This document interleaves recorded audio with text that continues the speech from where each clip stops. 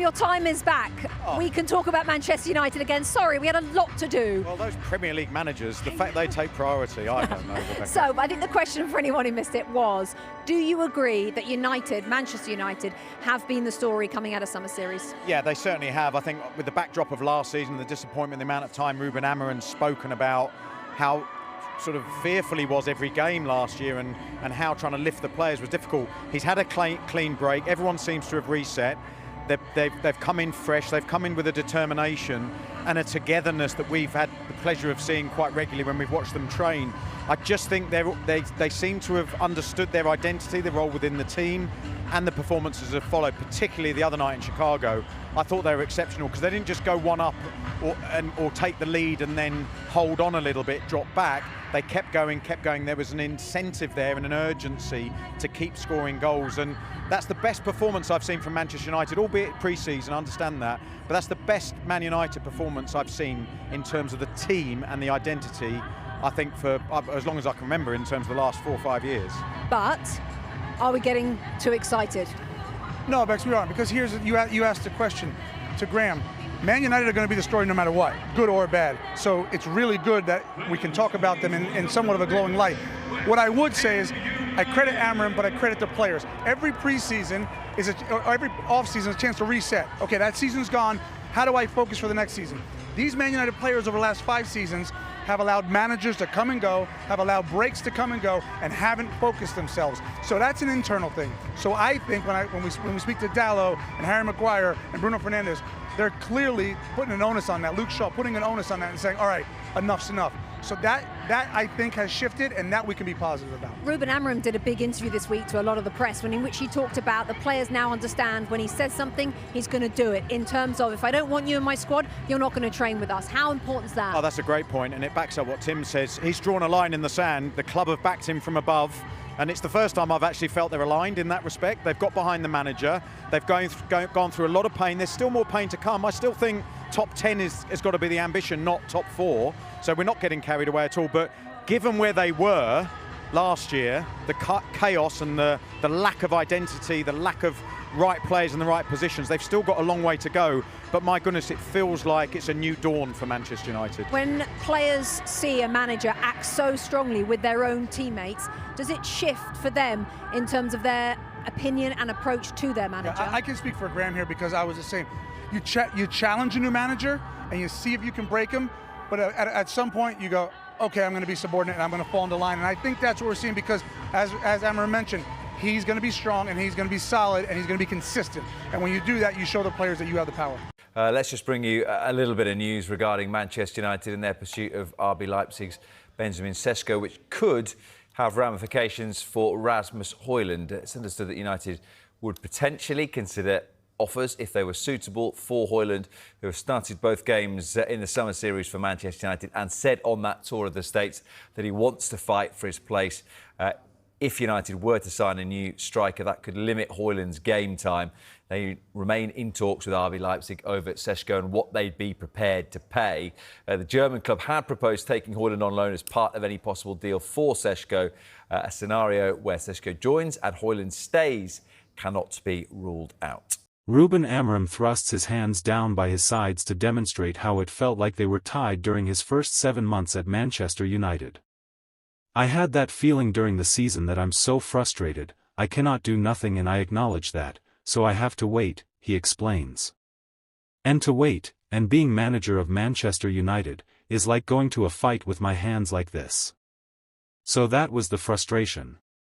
Amorim told United he would rather take the job this summer. Told them a storm was coming after he was persuaded to replace Erik ten Hag in November instead. What a storm it was too. United's worst season in more than half a century, ending in disappointment in the Europa League final. A total of 14 defeats from his 27 Premier League games led to United's lowest ever finish in the competition, and Amorim wondering if he had made the wrong decision. There was mostly a feeling that I'm disappointing all these people, he says. That was the feeling that made me think, what should I do? There were some moments last year that were really hard on me. Walking away is more an ego thing. I'm like that. I'm really romantic about things. Nowadays I'm better. I'm more excited. I think also I learned a lot. How to sometimes not be so romantic. All these things are gone now. I know that I used up all the credit that I had when I arrived and now we have to perform, but I really like the pressure and am ready to start fresh. Having weathered the storm, Amorim looks more contented on tour in the US. The 40-year-old has stamped his authority on the United squad by leaving players at home, and is now exerting his influence over the rest of the group in a full pre-season training camp, just as he always wanted. I felt last season I just needed to survive to the end, he adds. Because everything I needed to do with a new start, with more time, with some changes that I couldn't do then. He ended up having to prioritize the Europa League over the Premier League, a dilemma that forced him into team selections and decisions that he would not normally have made and ultimately counted for nothing when United lost to Tottenham in Bilbao. My goal 3 months to the end was trying to win the Europa League. We struggled a lot, trying to save players, to play 60 minutes. You play against Newcastle, all these clubs, and you have to perform or else we will have problems. You cannot do it in Manchester United. You cannot think like that. I cannot change 3 guys because I have to try to keep the team fit to win the Europa League. The worst part was traveling to games fearing what was about to happen next because his team were not good enough.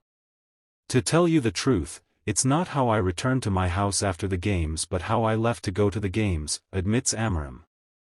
All the struggles that we had in the games, I feel it before the games.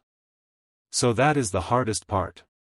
To go to the games and know that we are not going to be competitive. When I returned, I just looked to my family and tried to think about different things. But I was really frustrated.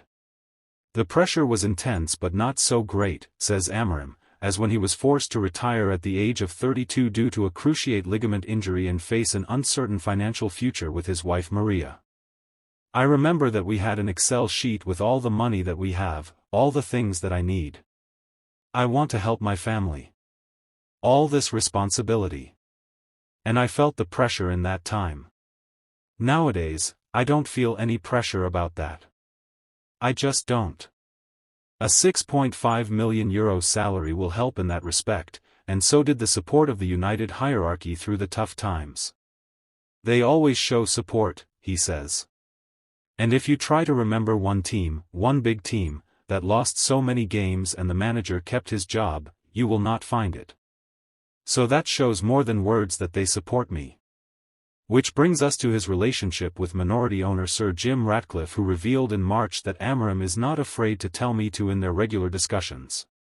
We speak on the phone. He sends me messages, he sends me gifts, joking.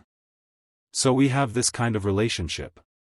I think it's really easy to deal with Jim, easy in the sense that if you know your stuff, if you know how to explain any decision, you'll be fine with him. If you try to use some in big words with him, he's going to knock you. I know that he's the owner of the club, I know my place. But when I need to say something, I will say it naturally with no bolt. I'm really direct, and I think it's something that he likes a lot. Ineos have made sweeping changes at United since buying into the club, and Amorim believes there is a new culture that will help him and the players succeed.